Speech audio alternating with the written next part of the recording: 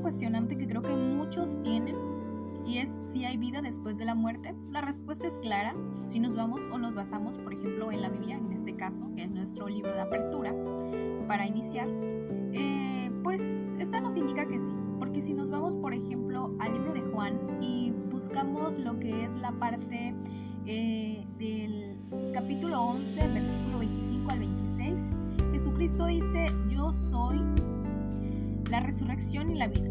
Quien cree en mí vivirá para siempre aunque se haya muerto. Entonces, esto nos explica que sí hay posibilidad de una vida después de la muerte, pero en el reino de los cielos. Ahora aquí la pregunta es, ¿tú crees que hay vida después de la muerte? La creencia de un Dios todopoderoso. En la Biblia, tanto en el Nuevo como Antiguo Testamento, se nos habla de la creencia la existencia de un Dios, un ser que creó nuestro mundo. El hecho de que, a pesar de que me inculcaron la existencia de un Dios, siento que mi fe ante este Dios no es tan grande como la de la mayoría de personas. En lo personal, muchas veces no suelo creer en este Dios, mas nunca niego la existencia de algún otro ser poderoso que pueda existir en esta tierra. Tanto la Biblia como la filosofía buscan respuestas a preguntas fundamentales sobre la existencia, el propósito de la vida y de la moralidad. La Biblia ofrece una perspectiva teológica, mientras que la filosofía aborda estas cuestiones desde diferentes ángulos racionales y éticos. La siguiente cuestionante es si acaso Dios tiene un propósito para nosotros.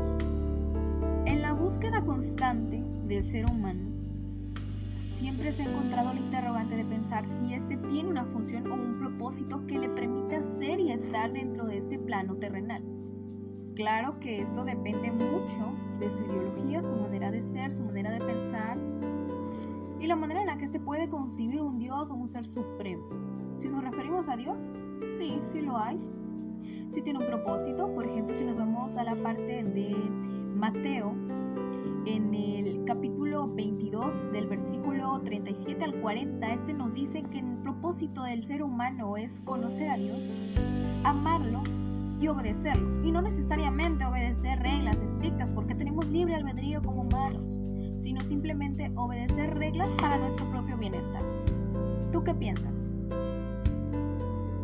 Jesús y la resurrección.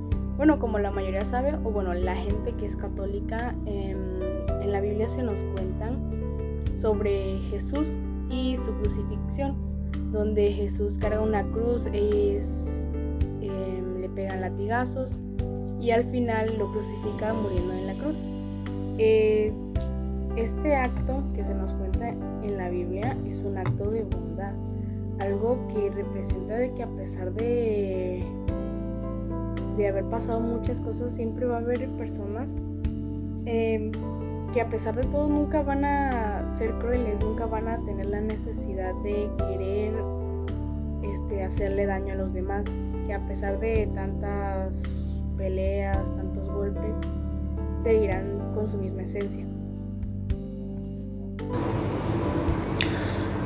La Biblia contiene muchas enseñanzas morales y éticas, como los 10 mandamientos y las enseñanzas de Jesucristo sobre el amor y el perdón. Los filósofos como Platón y Aristóteles también han explorado conceptos de ética que pueden completarse o contrastarse a las enseñanzas bíblicas. ¿Acaso existen religiones falsas o solo es una mala interpretación de la Biblia? ¿Por qué hay tantas religiones actualmente? No es que hay una religión falsa, no es que hay una religión auténtica, porque al fin y al cabo creo que la interpretación de la Biblia es muy diferente, tanto lo que yo pienso como lo que cualquier otro individuo pueda pensar.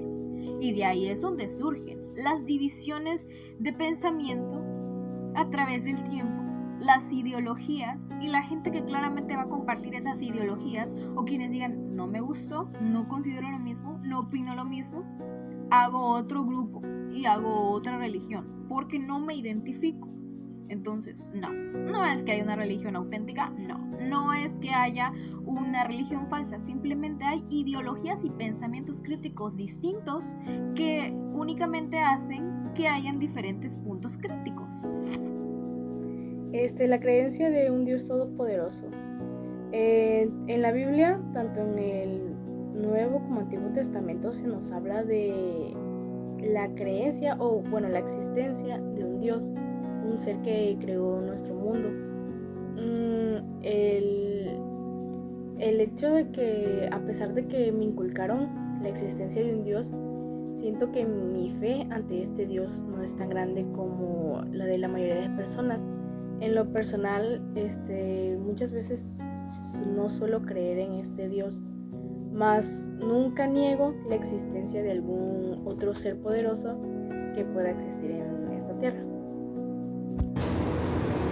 La fe y la razón es un tema recurrente en ambos campos. Algunas corrientes filosóficas argumentan que la fe es necesaria para entender ciertos aspectos de la existencia, mientras que otros dicen que la razón debe ser el camino principal hacia el conocimiento. Las dos, mayormente las personas católicas las ponen a prueba día con día, tanto la fe como la razón. Ahora hablemos de algo controversial. Castigo divino. ¿Acaso Dios castiga? Ese interrogante da muchas vueltas, porque si nos ponemos a analizar, conocemos que siempre nos han dicho que Dios es amor. ¿Por qué entonces, si un Dios es considerado como Dios de amor, castigaría a su pueblo? No sé si pensar si realmente este Dios castigue, o si por ejemplo el ser humano únicamente ha cosechado lo que todo el tiempo estuvo produciendo. Por ejemplo, sus malas decisiones y le trajeron consigo cosas repercutientes en su vida. Yo considero que es más bien eso, y que el ser humano le ha dado esa interpretación para que, no sé, de cierta manera la iglesia tenga cierto control todavía. Pero ¿tú qué piensas?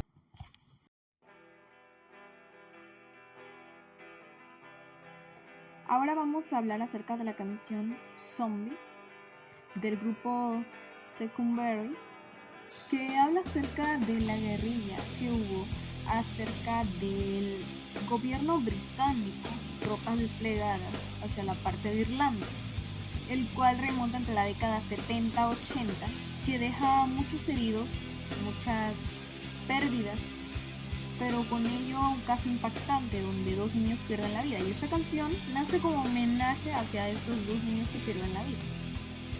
Habla del dolor de una madre, del cómo incluso la violencia puede hacer que por completo una multitud guarde silencio, el cómo la violencia, el sufrimiento, las bombas, las creaciones humanas destruyen y tienen la capacidad de crear tanta violencia. Entonces esta canción es eso, es un llamado a la paz y a la tranquilidad.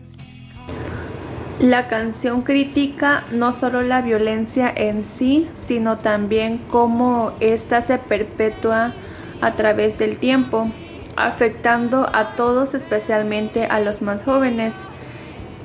Se ha convertido en un himno contra la guerra y ha sido utilizada en diferentes manifestaciones por la paz a nivel mundial, donde afecta a la sociedad, pero más a los jóvenes que lo viven.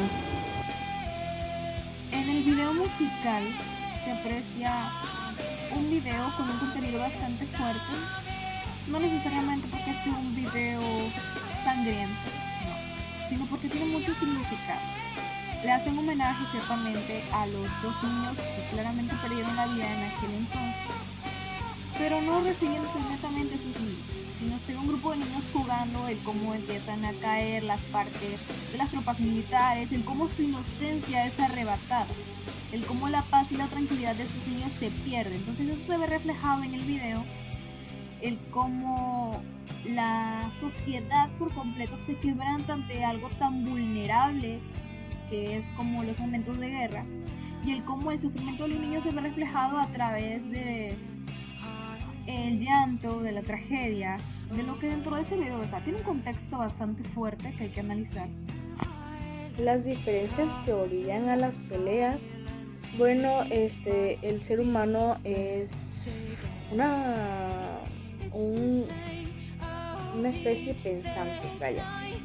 Siempre ha tenido ideas diversas, y el hecho de que muchas veces la diferencia de estas ideas puedan ocasionar peleas suele ser un tema que siempre está presente, debido a que muchas veces solo por el hecho de no estar de acuerdo con esa idea, o simplemente que eso que orille al poder,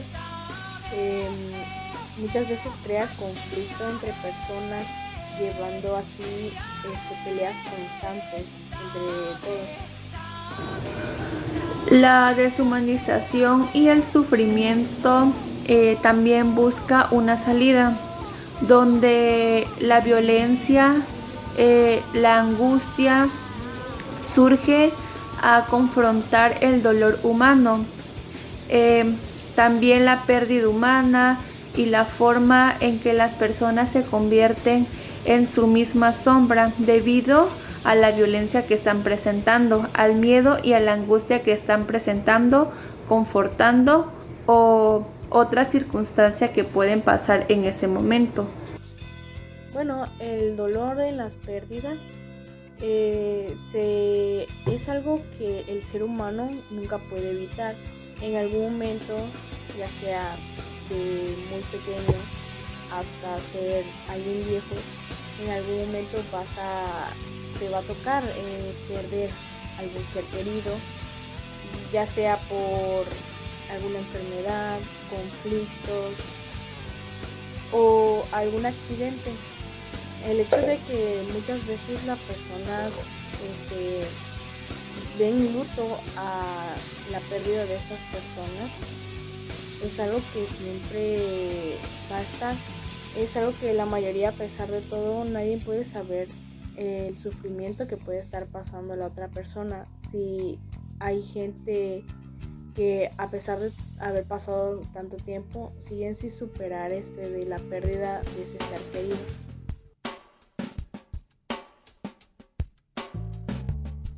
Ahora bien, hablemos de una película que tuvo una influencia bastante fuerte en los jóvenes de México cuando salió.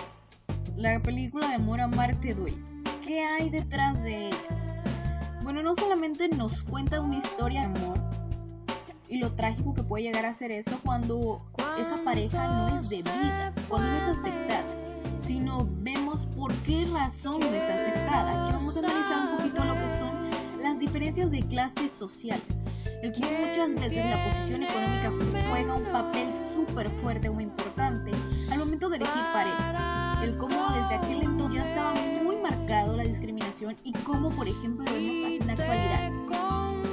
La ideología de siempre conseguir a alguien con dinero que pueda pagarte, condicionarte una mejor vida, pese al amor, pese a todo eso que se hace a un lado, ¿qué es lo que realmente importa? Amarte Duele es una película que se ha convertido en un referente para jóvenes mexicanos, donde toca temas relevantes sobre el amor y la dificultad que enfrenta a tratar de ser fieles a sus sentimientos, a un mundo lleno de juicios y prejuicios. Esto se ve más en sus padres, donde ellos por perjuicio no los dejan tener un noviazgo. Ellos logran enfrentar múltiples desafíos, donde finalmente ellos son aceptados por su familia. Bueno, los conflictos amorosos